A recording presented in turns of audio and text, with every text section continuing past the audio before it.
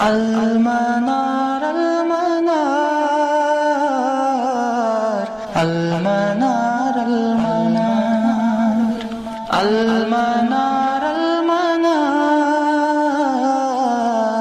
المنار المنار اے امین علم و فن، اے حکمتوں کے انجمن، تجھ پہ نازاں ہے چمن، تجھ پہ نازاں ہے چمن۔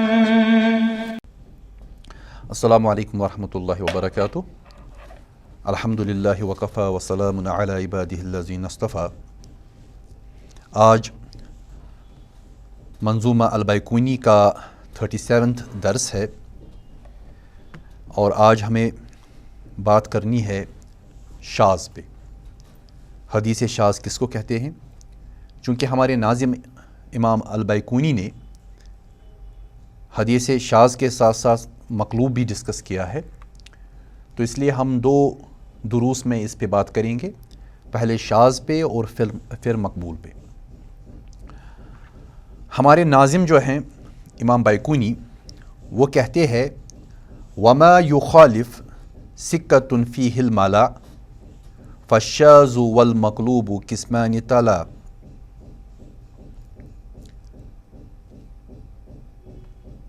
پہلا مصرع جو ہے اور دوسرے مصرے کا پہلا لفظ، یہ شرط اور جواب شرط ہے اصل میں۔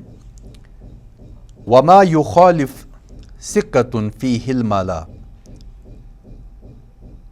اور وہ حدیث جس میں مخالفت کرے کوئی سکہ راوی مخالفت کرے ملا سے، فالشاذ، پس وہ شاذ ہے۔ تو اسی پہ بات کریں گے آج۔ ملا لفظ جو ہے یہاں پر استعمال ہوا، یہ سرداران قوم کے معنی میں بھی استعمال ہوتا ہے، بڑے لوگوں کے بارے میں بھی استعمال ہوتا ہے، جو قابل اعتماد لوگ کسی سماج میں ہو ان کے بارے میں بھی استعمال ہوتا ہے۔ تو یہ لفظ جو ہے یہ بہت ہی وسیع معنی رکھتا ہے، اور کہیں یہ جماعت کے معنی میں بھی استعمال ہو سکتا ہے۔ ابن عصیر نے بھی اس پہ بات کی ہے، لیکن یہاں پر مراد جماعت ہے کہ ایک سکہ راوی جب جماعت کی مخالفت کرے تو اسے شاذ کہتے ہیں۔ تو شاذ لفظ جو ہے یہ لغوی اعتبار سے شذ یشذ سے ہے اسم فاعل، اور شذ کے معنی جو ہے انفرد عن الجماعہ، جمہور سے الگ ہونا، جماعت سے الگ ہونا۔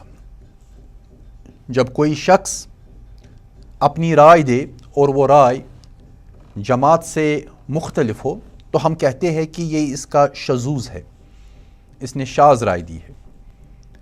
تو شاذ لفظ اصل میں اسم فاعل ہے، شذ سے، شذ یا شذ سے مضاعف ہے یہ۔ تو بہرحال یہ لغوی اعتبار سے ہم نے اس پہ بات کی۔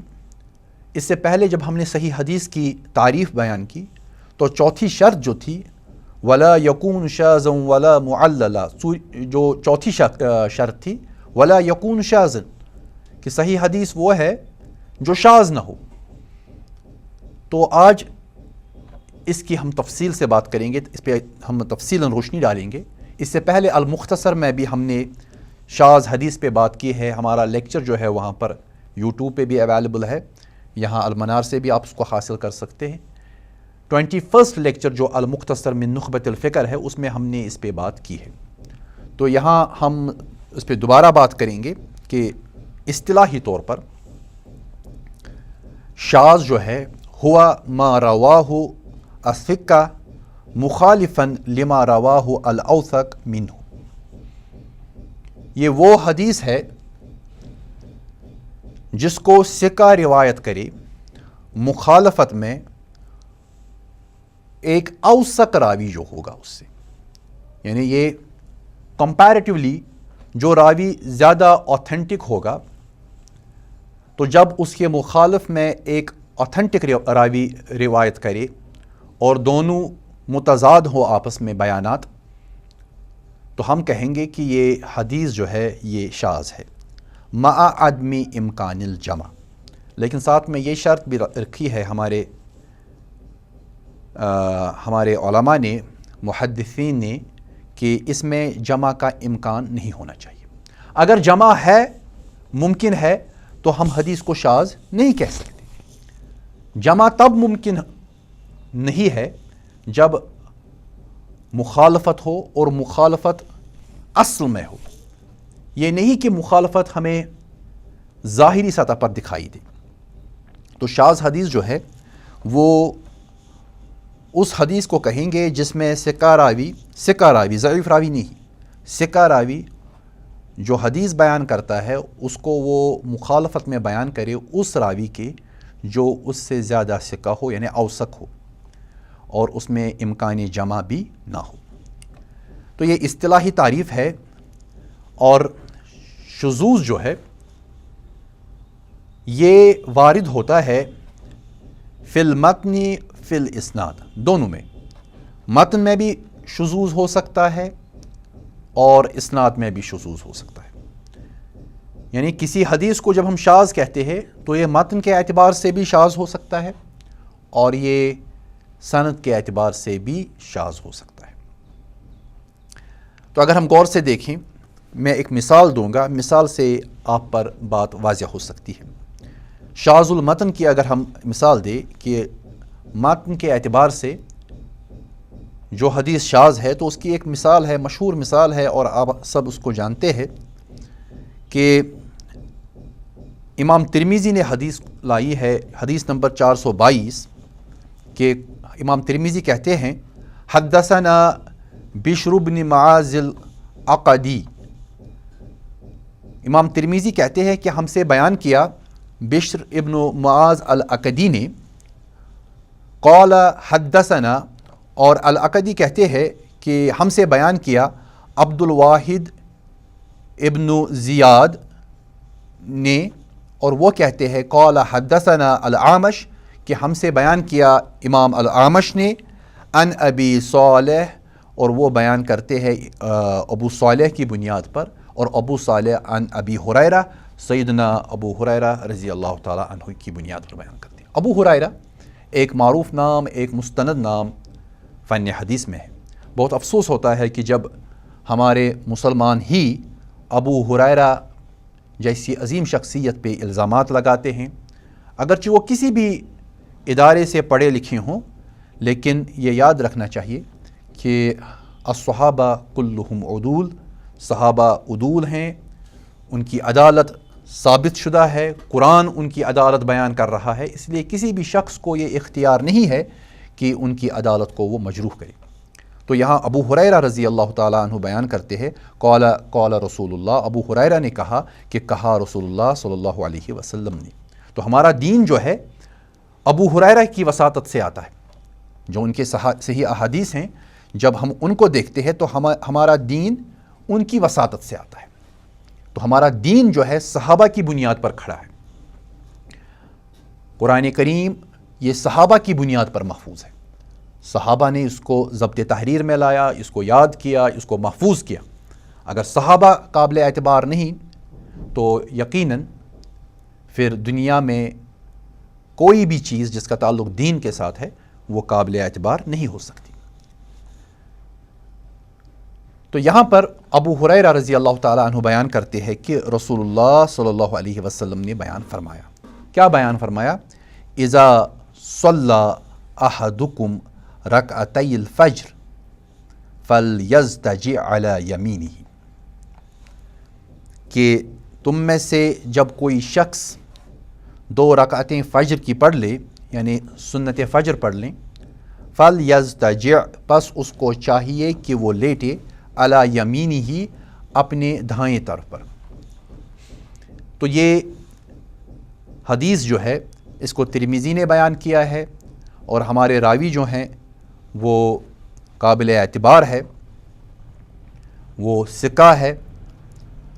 لیکن اگر آپ غور سے دیکھیں، اس حدیث کو بیان کرنے کے بعد امام ترمذی بیان کرتے ہیں، اور جو اس حدیث کے نیچے لکھا ہے جامع ترمذی میں، قال ابو عیسیٰ ابو عیسیٰ یعنی امام ترمذی نے بیان فرمایا حدیث ابی ہریرہ کہ ابو ہریرہ کی یہ حدیث جو ہے حدیث حسن صحیح غریب من ھذا الوجہ کہ یہ حدیث جو ہے حسن ہے، صحیح ہے، غریب من ھذا الوجہ.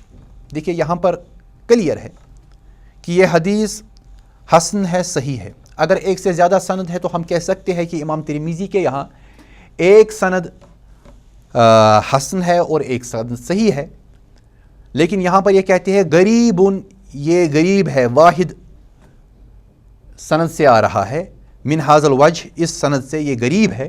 تو یہاں پر ہم یہ کہہ سکتے ہیں کہ کچھ علماء کا خیال ہے کہ یہ حدیث حسن ہے اور کچھ کا خیال ہے کہ یہ حدیث صحیح ہے. وہی بات کہہ رہے ہیں امام ابو عیسیٰ الترمذی اس حدیث کو بیان کرنے کے بعد کہ یہ غریب حدیث جو ہے کچھ لوگ اس کو حسن کہہ رہے ہیں اور کچھ لوگ اس کو صحیح کہہ رہے ہیں. لیکن اگر آپ غور سے دیکھیں گے کہ یہ ایک ہی سند سے آ رہا ہے اور اس سند میں یہ حدیث جو بیان کی گئی ہے یہ رسول اللہ صلی اللہ علیہ وسلم کی طرف سے حکم ہے. فَلْيَزْتَجِعْ پس اسے چاہیے کہ وہ لیٹے، یہ حکم ہے رسول اللہ صلی اللہ علیہ وسلم کی طرف سے.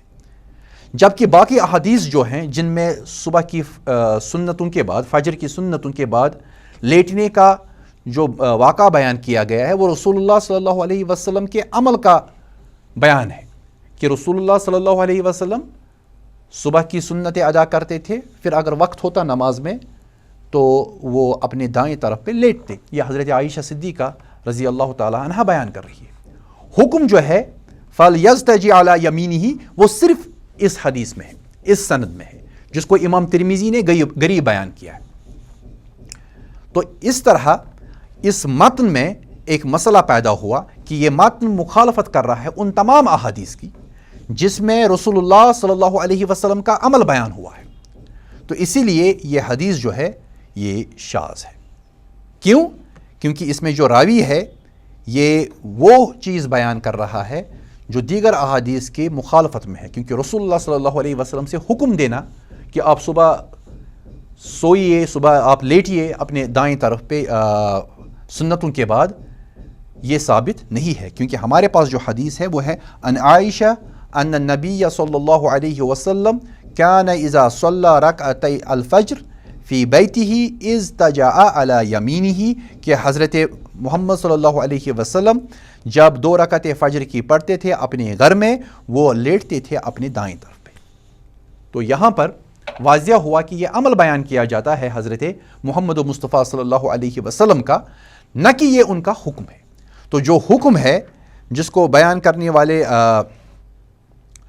عبد الواحد ابن زیاد ہے، یہ ثقہ ہے اور یہ مخالفت کر رہے ہیں اپنے سے زیادہ مضبوط راویوں کی، اپنے سے زیادہ ثقہ راویوں کی جن کو ہم اوثق کہتے ہیں فنی لحاظ سے. تو اس لیے جو ابو ہریرہ کی حدیث ہے جس میں حکم ہے یہ شاذ ٹھہری، اور جو حضرت عائشہ صدیقہ کی حدیث ہے اس کے لیے ہم لفظ استعمال کرتے ہیں محفوظ. تو شاذ کا مخالف ہے محفوظ. اوثق راوی کی حدیث کو محفوظ کہیں گے اور ثقہ راوی کی حدیث کو ہم شاذ کہیں گے. یہ چیز آپ کو ذہن میں رکھنی ہے. اب یہاں پر دیکھ لیجئے ہم نے ثقہ اور اوثق کی بات کی. یہ ثقہ اور اوثق کس میں ہے؟ یا تو یہ ضبط میں ہوگا یا عدالت میں ہوگا، کیونکہ ان کے یہاں ضبط میں کوئی ایسی چیز رہی ہوگی جس کی وجہ سے انہوں نے ثقہ راوی پہ فوقیت لے لی. اور کبھی کبھار عدد میں بھی ہوتا ہے کہ ایک ثقہ روات کی ایک پوری بڑی تعداد ایک ہی بات کو بیان کر رہی ہے اور ایک اکیلا ثقہ ایک مختلف بات بیان کر رہا ہے. تو ایسی صورت میں بھی ہم اس حدیث کو جو ثقہ اکیلا راوی ہے اس کو ہم شاذ، اور جس کے خلاف بات بیان کی جاتی ہے تعداد جو ایک بڑی تعداد ہے ان کو ہم محفوظ کہیں گے. تو جماعت کا معاملہ جو یہاں پر ہے، ملا جو ہمارے ناظم نے استعمال کیا، تو وہ اصل میں اشارہ ہے جماعت کی طرف. یعنی اگر ایک ثقہ راوی مخالفت کرے جماعت کی اور وہ سب ثقہ ہوں تو ثقہ پلس ثقہ پلس ثقہ پلس ثقہ یہ اوثق بن جائیں گے. تو یہ بھی ہمیں ذہن میں رکھنا ہے کہ تعداد ایک اہم چیز ہے جب ثقہ پلس ثقہ ہو. اگر ضعیف پلس موضوع کتنے بھی موضوع ہو تو ان سے ان کا جھوٹ بڑا ثابت ہوگا، وہ ثقہ نہیں ہو سکتے۔ تو یہاں پر خیال رکھیے گا کہ ثقہ جب مخالفت کرے اوثق کی تو ہم اس کو شاذ کہیں گے۔ اب دوسری ایگزامپل جو ہے وہ ہے شاذ الاسناد کی، وہ حدیث جس میں سند میں شذوذ ہو، یہ بھی اہم ہے۔ تو میں نے یہاں پر ایگزامپل دی ہے، پھر امام ترمذی کی جامع سے ہم نے حدیث لی ہے، 2252ویں حدیث ہے کہ امام ترمذی بیان کرتے ہیں حدثنا ابن ابی عمر، کہ ہم سے بیان کیا ابن ابی عمر نے، قال حدثنا، اور وہ بیان کرتے ہیں کہ ہم سے بیان کیا سفیان ابن عیینہ نے، اور وہ بیان کرتے ہیں ان عمر ابن دینار، حضرت عمر ابن دینار سے، ان اوسجہ، وہ بیان کرتے ہیں اوسجہ سے، ان ابن عباس، اور وہ حضرت ابن عباس رضی اللہ تعالی عنہ سے بیان کر رہے ہیں۔ کیا بیان کر رہے ہیں؟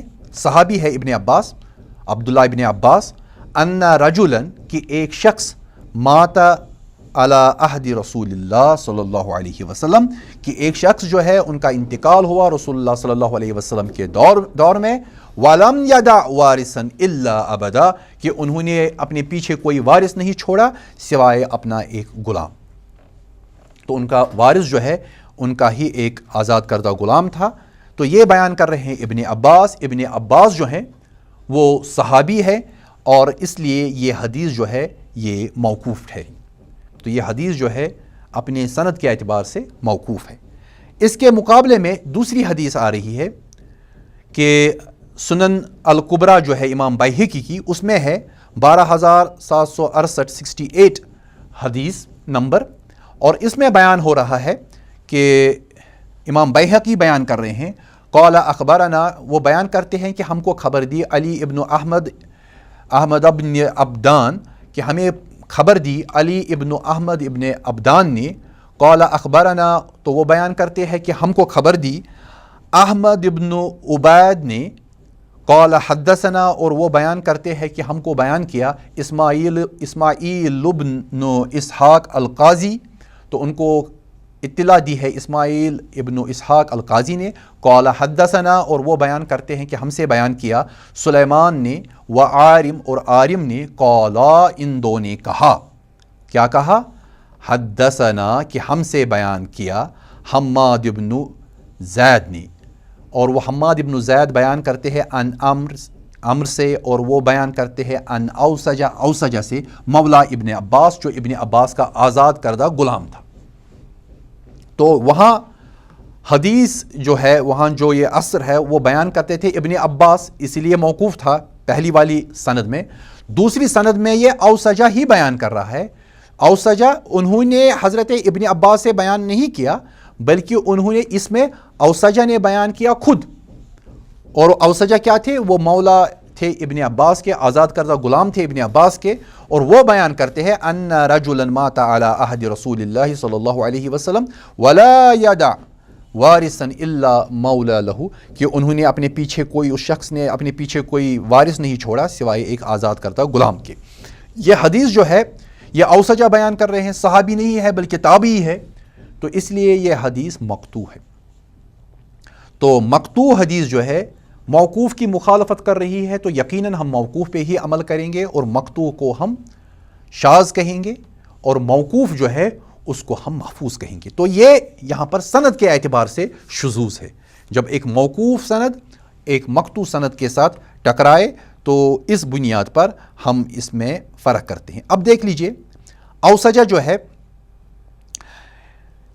پہلی سند میں اوسجہ سے سننے والا جو ہے وہ عمر ابن دینار ہے، دوسری سند میں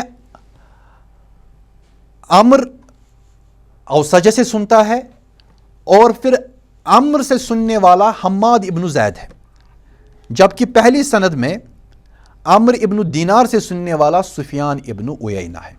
تو سفیان ابن عیینہ جو ہے 198 میں ان کا انتقال ہوا، اور یہاں پر حماد ابن زید جو ہے وہ سفیان ابن زید کے مقابلے میں ثقہ تو ہے، لیکن بہرحال سفیان اوثق ہے، اس لیے ہم سند کے اعتبار سے دیکھ رہے ہیں کہ موقوف کو ہم یہاں پر فوقیت دے رہے ہیں اور مقطوع کو ہم چھوڑ رہے ہیں، اس کو ہم شاذ قرار دے رہے ہیں۔ یہ کچھ ڈسکشنز ہے جن کی مزید تفصیل آپ کو کتابوں میں ملے گی، یہاں پر میں نے صرف یہ سمجھایا کہ سند بھی شاذ ہو سکتی ہے۔ یہاں پر ایک اور چیز کا آپ خیال رکھیے کہ کبھی کبھار شاذ کے حوالے سے ہمیں دھوکہ بھی ہوتا ہے۔ ہم کبھی کبھار شاذ کسی ایسی حدیث کو قرار دیتے ہیں جس میں جمع کا امکان ہے۔ مثلا معروف ہمارے یہاں ہے، کچھ علماء نے اس کو ایگزامپل کے حیثیت سے پیش بھی کیا ہے کہ اذان کے بعد جو دعا ہے اللہم رب ہذہ الدعوہ، اس میں جو لاسٹ میں کچھ جگہ آپ کو ملے گی، ایک اضافی ایک جملہ ملے گا، اور وہ جملہ کیا ہے؟ وَأَنْتَ لَا تُخْلِفُ الْمِيعَادِ۔ پوری دعا آپ دیکھ لیجئے کہ اللہم رب هذه الدعوة التامة والصلاة القائمة آت محمدا الوسيلة والفضيلة وابعثه مقاما محمودا الذي وعدته۔ پھر اس کے بعد انك لا تخلف الميعاد۔ اکثر احادیث میں انك لا تخلف الميعاد کے بغیر دعا بیان ہوئی ہے، اور کچھ لوگوں نے انک لا تخلف المیعاد کے حوالے سے بات کی اور کہا کہ یہ شاذ ہے۔ یہ شاذ نہیں ہے، یہ اضافہ ہے، یہ زیادہ ہے۔ تو ہمیں فرق کرنا ہے کہ جب ثقہ کی طرف سے زیادہ کوئی اضافی جملہ آ جائے تو اس کو ہم شاذ نہیں کہہ سکتے۔ شاذ ہم تب کہیں گے اگر ثقہ کی طرف سے کوئی اضافی جملہ آ رہا ہے تو وہ اضافی جملہ ٹکرانا چاہیے اس حدیث سے جو اوثق راوی کی طرف سے آ رہی ہے۔ اگر ان دو میں ٹکر نہیں ہے بلکہ جمع ممکن ہے، جس طرح اس دعا میں جمع ممکن ہے، تو ایسی حدیث کو قبول کیا جائے گا۔ کئی ایگزامپلز آپ کو ملیں گی جمعہ کے نماز کے حوالے سے۔ جمعہ کی نماز جو ہے اس میں ایک حدیث میں آیا ہے کہ رسول اللہ صلی اللہ علیہ وسلم جمعہ سے پہلے 4 رکعت، پھر 2 رکعت جو جمعہ کی ہوتی ہے فرض ہے، پھر اس کے بعد پھر 4 رکعت۔ تو یہ حکماً حدیث آئی ہے رسول اللہ صلی اللہ علیہ وسلم سے، لیکن راوی ثقہ ہے اور وہ مخالفت کر رہا ہے اوثق کی۔ جو جماعت ہے وہ اس میں صرف یہ ہے کہ جمعہ کے بعد صرف 4 رکعت ہے، پہلے 4 کا جو سنن ہونا یہ ثابت نہیں ہے کیونکہ ثقہ مخالفت کر رہا ہے اوثق کی۔ تو ایسی صورت میں ہم کہہ سکتے ہیں کہ مخالفت ہے، لیکن یہاں جہاں پر جمع ممکن ہو وہاں کوئی مسئلہ نہیں ہے، وہاں پر جمع کیا جا سکتا ہے۔ حکمہ، اس کا حکم کیا ہے؟ تو اب ہمارے یہاں 2 قسم کی احادیث آ گئی، ایک تو شاذ اور دوسری محفوظ۔ اور جب حکم لگانا ہے تو ہم حکم لگائیں گے شاذ پہ، محفوظ پہ نہیں، کیونکہ یہاں پر معاملہ مخالفت کا ہے، ہم مخالفت ڈسکس کر رہے ہیں۔ تو اس میں حکم ہو، یہ حدیث جو ہے حدیث مردود، یہ حدیث ریجیکٹڈ حدیث ہے جس کو قبول نہیں کیا جائے گا کیونکہ ایک ثقہ راوی اوثق کی مخالفت کر رہا ہے۔ تو یہ بنیادی ڈسکشن ہے شاذ کا، اس کو ہم نے المختصر میں درس نمبر 21 میں بھی ڈسکس کیا ہے، وہاں بھی آپ اس کو دیکھ سکتے ہیں اور وہاں آپ کو زیادہ تفصیل ملے گی۔ لیکن ایک چیز آپ کے ذہن میں تازہ ہونی چاہیے کہ ہمارے ناظم نے صرف ایک چیز کا تذکرہ کیا ہے، وَمَا يُخَالِفْ سِكَّةٌ فِيهِ الْمَلَا فَالشَّاذُ وَالْمَقْلُوبُ قِسْمَانِ تَلَا۔ وَمَا يُخَالِفْ سِكَّةٌ فِيهِ الْمَلَا، کہ سکہ جب مخالفت کرے جماعت کی، ملا یہاں پر جماعت کے معنی میں ہے، فَالشَّاذ، پس وہ شاذ ہوگا۔ پھر اس کے بعد ہے والمقلوب قسمان طلا، کہ مقلوب جو ہے اس کی 2 قسمیں ہیں، تو انشاءاللہ یہ اگلے درس میں ہوگا۔ تو یہاں پر جو ہم جس چیز پہ فوکس کریں گے کہ یہاں پر انہوں نے صرف ملا کا تذکرہ کیا۔ ابن الاثیر نے کہا کہ ملا وہ قوم ہے جو اپنے قوم میں ایک اعتبار رکھتے ہوں، اپنی قوم میں مشہور ہو، اپنی قوم کی قیادت کی صلاحیت رکھتے ہو، ان معنی میں ابن الاثیر نے بیان کیا ہے، آپ وہ دیکھ سکتے ہیں۔ تو یقیناً روات میں جو اوثق ہو وہ مشہور ہے، اور روات میں ان کو ملا کی ہی حیثیت حاصل ہے، کیونکہ وہ قابل اعتماد ہے، اپنے صفات کی بنیاد پر، اور ان کی حالت وہی ہے جو سرداران کی حالت مسلمانوں میں ہے.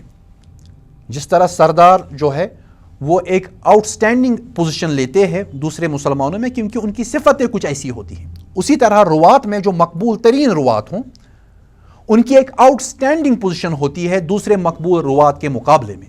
تو اسی لیے ہمارے ناظم نے یہاں پر ملا استعمال کیا کہ وہ جماعت جو آؤٹ سٹینڈنگ پوزیشن رکھتی ہے اور جب سکہ ان کی مخالفت کرے تو سکہ کا اعتبار نہیں کیا جائے گا بلکہ اس جماعت کا اعتبار کیا جائے گا جو آؤٹ سٹینڈنگ پوزیشن رکھتی ہے. اب یہاں پر میں اشارہ کرنا چاہوں گا امین احسن اصلاحی رحمہ اللہ کی طرف، جنہوں نے کچھ اصول وضع کیے اپنی کتاب مبادئ تدبر حدیث میں، اور وہاں پر انہوں نے شاذ کا بھی تذکرہ کیا، اور ان اصولوں میں نے صرف ان کے پہلے 2 اصول لیے ہیں اور ان پہ ذرا ہم نظر دوڑائیں. وہ حدیث کے قبول کرنے کے لیے کچھ اصول وضع کر رہے ہیں اور خود کہہ رہے ہیں کوئی روایت جس کو اہل ایمان اور اصحاب معرفت کا ذوق قبول کرنے سے ابا کرتا ہے وہ قبول نہیں کی جائے گی. تو یہاں بھی مخالفت ہے، شاذ میں بھی مخالفت ہے اور اس حدیث میں بھی، اس اصول میں بھی مخالفت کا ہی اصول استعمال کیا گیا ہے. کوئی روایت، امین احسن اصلاحی رحمہ اللہ بیان کر رہے ہیں، کوئی بھی روایت جس کو اہل ایمان اور اصحاب معرفت کا ذوق قبول کرنے سے ابا کرتا ہے وہ قبول نہیں کی جائے گی. تو اس نقطے پر ذرا آپ اپنی توجہ مبذول کیجئے. دیکھیے کہ امین احسن اصلاحی صاحب جن کے بارے میں ہم نے تفصیلاً 8ویں یا 9ویں درس میں جو ابتدائی دروس تھے ہمارے جس میں ہم نے سنہ پہ بات کی ہے، تو وہاں ہم نے تفصیلاً ان پہ بات کی. تو ان کی جو مبادئ تدبر حدیث ہے اس میں کئی پرابلمز ہے، اور اس میں الکفایہ جو ہے خطیب بغدادی کی، اس کا بکثرت استعمال کیا گیا ہے، اور انہی سے، اسی کتاب سے انہوں نے احادیث اپنے سپورٹ میں لی ہیں. لیکن میں نے اس سے پہلے بھی عرض کیا آپ کو کہ امین احسن اصلاحی اگرچہ اس لائن میں آتے ہیں حدیث کے حوالے سے جو ایک ماڈرنسٹ لائن ہے، اور جاوید گامدی کا دعویٰ ہے کہ میرے استاد، وہ جو کہتے ہیں کہ میرے استاد جو ہیں وہ اصلاحی صاحب بھی ہیں، فراہی صاحب بھی، اصلاحی صاحب بھی، تو وہ دعویٰ تو کرتے ہیں لیکن جاوید گامدی صاحب کا یہ دعویٰ ثابت کرنا بہت مشکل ہے. کیوں مشکل ہے؟ کیونکہ میں نے اس سے پہلے بھی عرض کی کہ کیونکہ جو امین احسن اصلاحی صاحب جو کچھ کہہ رہے ہیں وہ بالکل مختلف ہے اس چیز سے جو جناب جاوید گامدی صاحب کہہ رہے ہیں. تو اختلاف اتنا زیادہ واضح ہے، اور یہ اختلاف فرع میں نہیں بلکہ اصول میں ہے. تو ہم نے سنت پہ تفصیلاً بات کی کہ ان کے یہاں سنت ایک چیز ہے اور گامدی صاحب کے یہاں سنت دوسری چیز ہے. تو بہرحال یہاں جو اصول حدیث کے قبول کرنے کے جو انہوں نے بیان فرمائے ہیں اصلاحی صاحب نے، وہ کہتے ہیں کہ کوئی روایت جس کو اہل ایمان اور اصحاب معرفت کا ذوق قبول کرنے سے ابا کرتا ہے وہ قبول نہیں کی جائے گی. اب دیکھ لیجئے کہ اہل ایمان اور اصحاب معرفت کا ذوق، اس کو معیار بنایا گیا ہے. اگرچہ اس کے سپورٹ میں احادیث بھی ہیں، شیخ البانی نے ان کو غالباً حسن بھی کہا ہے، لیکن یہ اہل ایمان کون ہوں گے اور اصحاب معرفت کون ہوں گے؟ شیخ البانی نے کہا ہے کہ یہ تو محدثین ہی ہے، یہ آج کے لوگ نہیں کہ وہ اپنے ذوق کے مطابق حدیثوں کو لے یا حدیثوں کو ترک کر دیں، بلکہ یہ محدثین ہیں جنہوں نے اس کام میں ایک اچھا خاصا وقت گزارا ہوگا اور وہ بتا سکتے ہیں کہ حدیث کو قبول کیا جائے گا یا نہیں کیا جائے گا. مولانا مودودی رحمہ اللہ نے بھی اس حوالے سے بات کی ہے کہ انسان کا جو ضمیر ہے، انسان کی جو فطرت ہے اور انسان کا جو اپنا ذوق ہے، وہ اس بنیاد پر بھی حدیث کو سمجھ سکتا ہے اور حدیث کے صحیح یا ضعیف ہونے، ہاں بالکل ایسا بھی ہوتا ہے، لیکن یہ اس درجے پر جا کر جب ایک شخص حدیث سے شغف رکھتا ہے، اس کے کام میں لگا ہوا ہے اور ایک محدث ہونے کا درجہ پا چکا ہے اور صبح شام اوڑھنا بچھونا اس کا صرف حدیث ہے، تو ایک مزاج پیدا ہوتا ہے، اور اس مزاج کی بنیاد پر ایک ایمان والا فیصلہ کر سکتا ہے. لیکن یہ بہت ہی خطرناک معاملہ بھی ہے. اگر ہم نے اس کو اوپن چھوڑ دیا کہ اہل ایمان اور اصحاب معرفت کا ذوق فیصلہ کرے گا کہ حدیث قبول کی جائے گی یا نہیں کی جائے گی، اگر اس کی طبیعت، اگر اس کا ذوق اس حدیث کو قبول کرنے میں کوئی ہچکچاہٹ محسوس کر رہا ہے، تو ہم اس کو اختیار دے رہے ہیں کہ وہ حدیث کو ریجیکٹ کرے. امام شوکانی رحمہ اللہ نے بھی جب ایسے اقوال پڑھے تو انہوں نے کہا کہ اگرچہ کچھ لوگوں نے اس کو حسن قرار دیا، صحیح قرار دیا، لیکن میرا اپنا ذوق یہ کہہ رہا ہے کہ یہ حدیث صحیح نہیں ہو سکتی.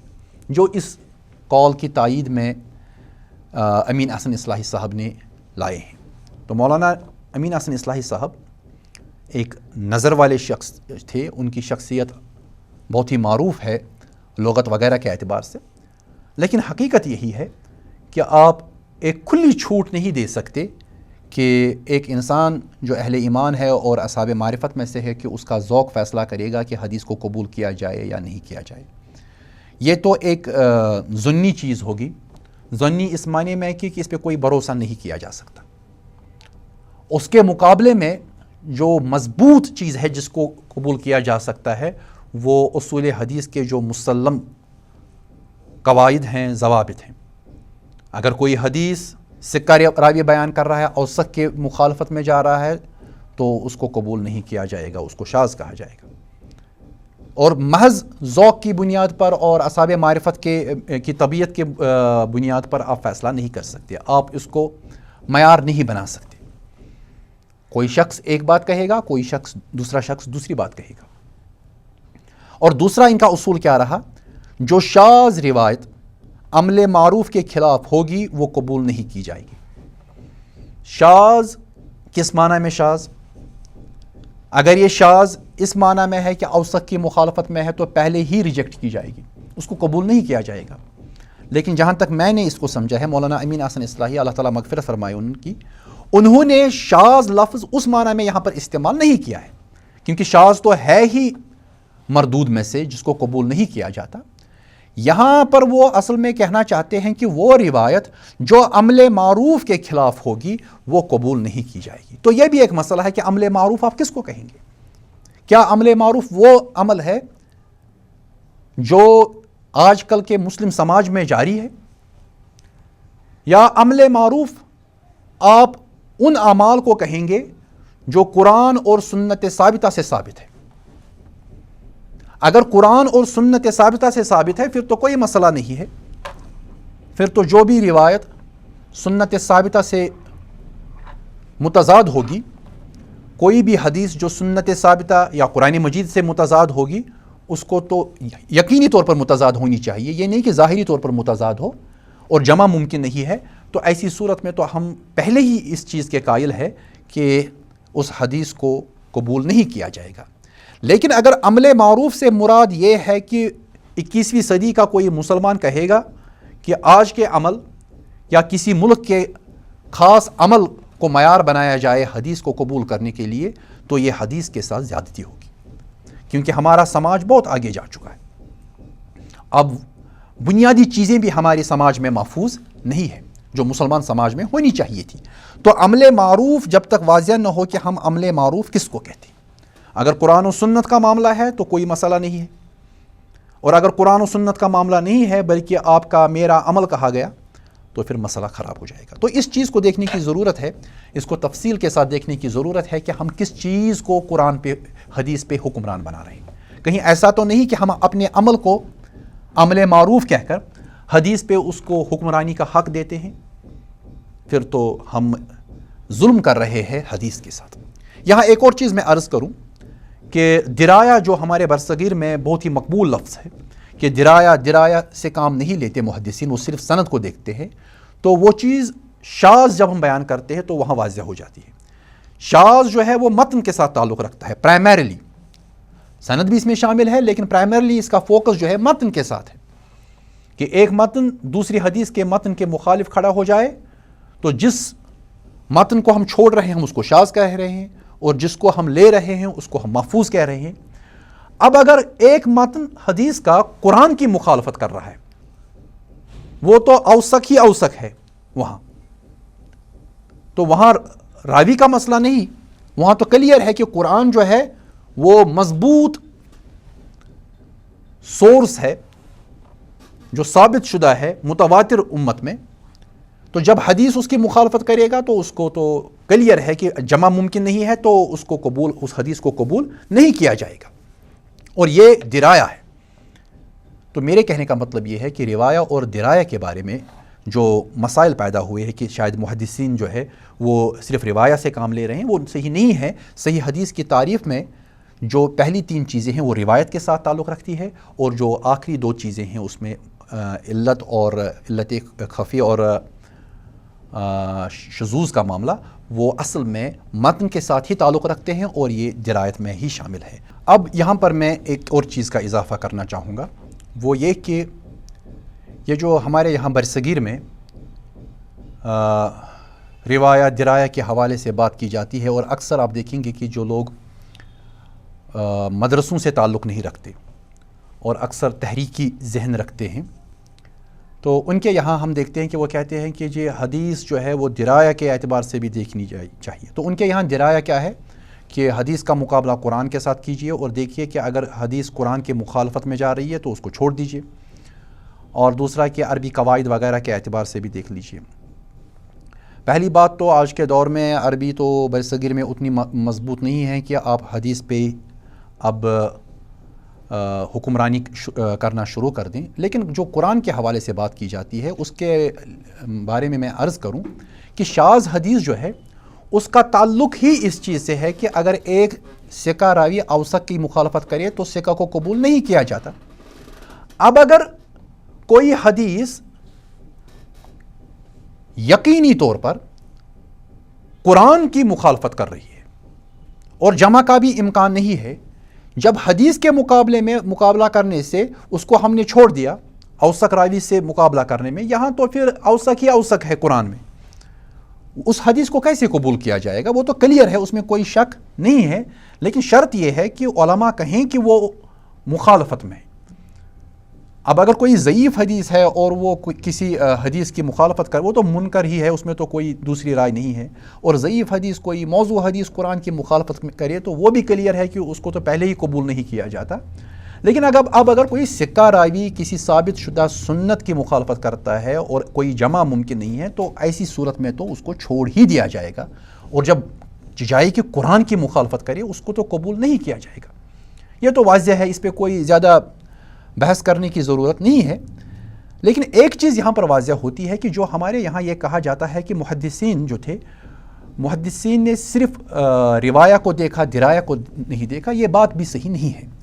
خود جو ہماری صحیح کی تعریف ہے اس میں پہلی 3 شرطیں جو ہے ان کا تعلق روایت سے ہے، اور دوسری جو شرطیں ہیں کہ ولا یکون شاذ ولا معللا، کہ وہ شاذ و معلل نہ ہو، تو ان کا تعلق پرائمریلی متن کے ساتھ ہے، متن سٹڈیز۔ تو اس لیے یہ جو بازار میں افواہ گرم کی جاتی ہے کہ محدثین متن سٹڈیز نہیں کرتے، وہ متن کو نہیں دیکھتے، وہ بہرحال صحیح نہیں، اس کی کوئی بنیاد نہیں ہے، اس کو مزید دیکھنے کی ضرورت ہے، اور یہ سمجھنا چاہیے کہ محدثین جو تھے انہوں نے بہت اچھا کام کیا ہے، قابل اعتبار کام کیا ہے، اور دین کی بنیاد اسی پر ہے۔ اور مولانا مودودی صاحب کا ایک بہت ہی خوبصورت جملہ ہے جو انہوں نے سنت کی آئینی حیثیت میں کہا ہے کہ جس انسان کی زندگی میں جو چیز حدیث ثابت ہو جائے اس کے لیے وہی حجت ہے۔ تو انسان مکلف ہے اپنی کوششوں کا۔ محدثین نے کام کیا، انہوں نے کسی چیز کو ثابت کیا کہ یہ صحیح ہے، اور کسی چیز کو ثابت کیا علم کی بنیاد پر کہ یہ رسول اللہ صلی اللہ علیہ وسلم سے ثابت نہیں ہے، ہمارے لیے وہی چیز حجت ہے۔ ہم یہ نہیں کہہ سکتے، جو اکثر ہمارے جو متجددین ہیں وہ کہتے ہیں کہ ایک جگہ ایک حدیث ایک دور میں صحیح ثابت ہو رہی ہے اور 100 سال کے بعد اس کو دوسرے محدث آ کر کہتے ہیں کہ یہ صحیح نہیں ہے، پھر بتائیے دین کون سا ہے؟ نہیں، مولانا مودودی نے بالکل اس کو سادہ الفاظ میں بیان کیا کہ جس شخص کی زندگی میں جو چیز دین ثابت ہو چکی ہے حدیث کے اعتبار سے تو اس کے لیے وہ حجت ہے۔ پھر 100 سال کے بعد 200 سال کے بعد کیا ہوتا ہے اس کو اس کی طرف نہیں دیکھنا، بلکہ اس کو دیکھنا ہے کہ اس کے اس کی حیات میں، اس کی زندگی میں کس چیز کو دین کہا گیا ہے، کس چیز کو حدیث کہا گیا ہے، اس کو قبول کیا گیا ہے، اور اس کو جب جواب دینا ہوگا وہ اس زمانے میں جو چیزیں ثابت ہو چکی تھی اس کے حوالے سے دینا ہوگا. لا یکلف اللہ نفسا الا وسعہا. تو بہرحال یہاں پر جو میں نے امین احسن اصلاحی صاحب اللہ تعالیٰ مغفرت فرمائے ان کے درجات بلند فرمائے، ان کے حوالے سے جو بات کی وہ صرف اس لیے کی کہ آپ اس کتاب کو دیکھ لیں، مبادئ تدبر حدیث کو دوبارہ دیکھ لیں، صفحہ نمبر 75 پہ جو انہوں نے ڈسکشنز کیے ہیں، پھر ان کی تفصیل بھی بیان کی ہے، ان کو دیکھ لیں اور آپ سمجھیں گے کہ وہ غیر ضروری طور پر کچھ نئے اصول لانے کی کوشش کر رہے ہیں. جو اصول پہلے ہی امت نے قبول کیے ہیں وہ واضح طور پر چیزوں کو صاف کر رہے ہیں، چیزوں کے اوپر سے دھول ہٹا رہے ہیں کہ ہم کس روایت کو قبول کریں، کس روایت کو ہم چھوڑ دیں. تو وہ ایک منظم ایک اصولوں کا ڈھانچہ ہے جو محدثین نے اس امت کو دیا ہے، اس پہ انشاءاللہ عمل پیرا ہونے سے ہی نجات مل سکتی ہے. ایسے جو لوز اصول جو لوگوں نے بنائے اور اپنے مزاج کے بنیاد پر بنائے وہ تو آگے بھی نہیں چلے، اور دوسرا پرابلم یہ ہوا کہ ابھی تک کسی نے اس بنیاد پر نہ تو قبول کیا ہے نہ ابھی اس بنیاد پر رد کیا ہے. جن لوگوں نے کیا وہ خود قابل اعتبار نہیں، تو ان کا قبول اور رد کوئی قبول کرنے کے لیے تیار ہے ہی نہیں. تو بات کو یہیں پر مکمل کرتے ہیں. وآخر دعوانا ان الحمدللہ رب العالمین. والسلام علیکم ورحمۃ اللہ وبرکاتہ. المنار